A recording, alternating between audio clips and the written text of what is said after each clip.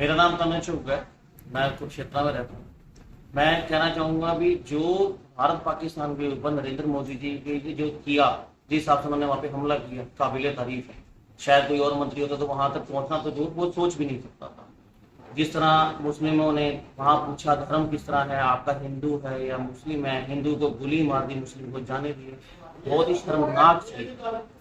हम इस बात के बड़े शुक्रगुजार हैं कि जो हमारे देश की जो बागडोर है वो नरेंद्र मोदी जी के हाथ में है। अगर वो ना होते तो हो सकता है हमें भी आज इस तरह वालेकुम वालेकुम करना पड़ता। तो ऑपरेशन सिंदूर चला रखा है उसके। बिल्कुल, उन्होंने जो ऑपरेशन सिंदूर चलाया बहुत ही हटके, बहुत ही काबिल तारीफ है। हम सबकी सोच से सबसे बड़े, हम कहते भी हमारे हिसाब से वो सबसे बढ़िया लीड, सबसे बढ़िया। दूसरा, जो भारत में रह करके भारत की खाते हैं और भारत के खिलाफ षड्यंत्र रचते हैं, ऐसे लोगों के बारे में क्या कहें? जो भारत में रहते हैं, भारत की खाते हैं और भारत से ही गद्दारी करते हैं, उसके बारे में क्या? उनको तो चौक में खड़े करके गोली मारते हैं।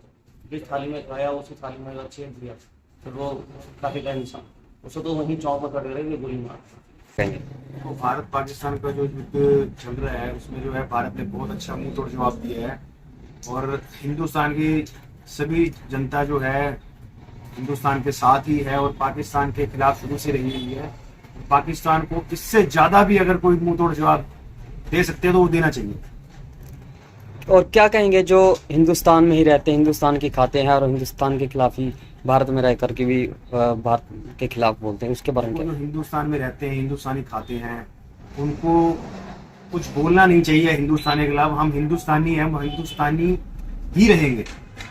कभी कोई ऐसा नहीं है कि हिंदुस्तान के अगर कोई खिलाफ बोलता है तो उसके खिलाफ सख्त से सख्त कार्रवाई होनी चाहिए। मेरा नाम विशाल है, मैं कुरुक्षेत्र से हूँ। मैं ये जो नरेंद्र मोदी जी के नेतृत्व में ये काम हुआ है, जो भारत ने जवाब दिया पाकिस्तान को, ये बहुत ही बढ़िया जवाब दिया है। और ऐसा प्रधानमंत्री कभी मिलेगा नहीं इस देश को, जो इसने यानी जो पहलगांव में जो हमला हुआ, जो पुलवामा वाला जो हमला हुआ, जो ये प्रधानमंत्री ने साथ के साथ जवाब दिया ना, ऐसा प्रधानमंत्री कभी मिल ही नहीं सकता देश को।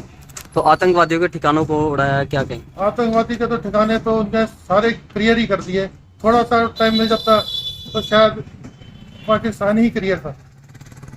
और दूसरा, क्या कहेंगे जो भारत में रहते हैं, भारत की खाते हैं, उनके? ये तो भाई साहब पता है क्या, भारत देश ऐसा है कि इसमें हर तरह का इंसान है, कोई हिंदू मुस्लिम है, मगर एकता में बहुत यहाँ पे यानी कि ये लगा लो कि एकता है ही नहीं। जिस दिन ये एकता पूरी प्रॉपर तरीके से बन गई उस दिन ये भारत देश अपने आप ही हर एक चीज को कवर कर लेगा। तो भारत में रह करके जो षड्यंत्र रचते हैं उनके बारे में क्या कहें? क्या चीज? जो भारत में रहते हैं, यहीं की खाते हैं, उन पे क्या? भैया गद्दार तो गद्दार ही रहेगा, उसके तो बताने की जरूरत ही नहीं है। उनका तो जो थाली में छेद करने की आदत है उन्होंने तो करनी है। इस तरह के लोगों को क्या करना चाहिए? इन लोगों को तो पाकिस्तानी भेज दो, वहां से मोदी जी को कहा दो इनको क्लियर कर दे।